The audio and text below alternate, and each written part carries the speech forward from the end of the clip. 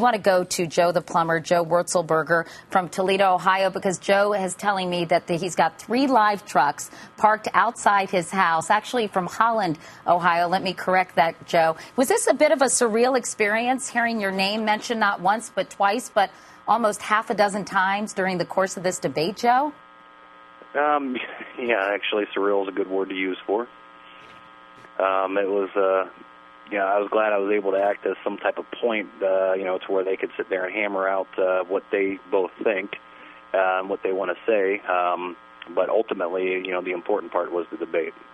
And again, why don't you just reiterate quickly for us, Joe, because I want you to get to your local news stations where you are, how you felt about the statements made by the candidates versus the statements you heard when they were out on the campaign trail talking to you. One thing I noticed is it seemed like Obama changed his mind on offshore drilling, which I thought was a good move. I don't know how much he wants to do of it. I'd like to hear more about that. McCain, made a solid. McCain was solid in his performance. Obama speaks well, but the one thing that's really important, everyone in America really needs to know is, talk is talk. He can speak pretty, but there's got to be action behind it. We've seen McCain. We know his actions. Even if you disagree with him, at least you know where he stands. McCain or Obama, we're not sure where he stands yet, even after his debates. Like I said, he speaks eloquently, better than I do, but I honestly, I still don't know where he stands. He's said a lot, but none of his experience has backed it up. The only experience I've seen are his actions are raising our taxes. I'm middle class. I can't have my taxes raised anymore. Well, he supposedly will raise taxes only on people who make over $250,000 a year.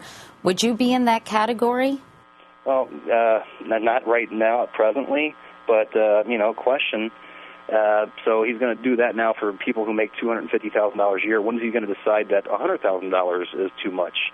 I mean, you're on a slippery slope here. You vote in somebody who decides that $250,000 and you're rich, and $100,000 and you're rich. I mean, where's it end? That's people got to ask that question. Could you just, Joe, explain quickly, and then we'll let you go, how you met both of the candidates?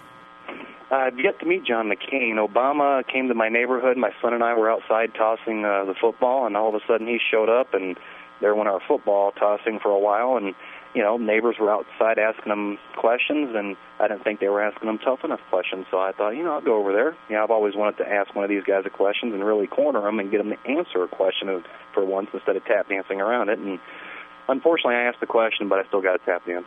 He was almost as good as Sammy Davis Jr.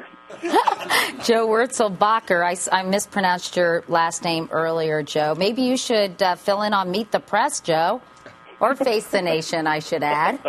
I know they're looking for someone on Meet the Press. That's why I said that, Joe. Hey, I got opinions, and and that's it. But everyone has opinions. Yeah, that's for darn sure. Well, Joe, thanks so much for talking with us. I'll let you get outside to your local news reporters, and I really appreciate your spending some time with us tonight. And now everybody knows your name, at least, right? I don't know if that's good or bad, but we'll see how the future brings. All right, Joe. Thanks very much.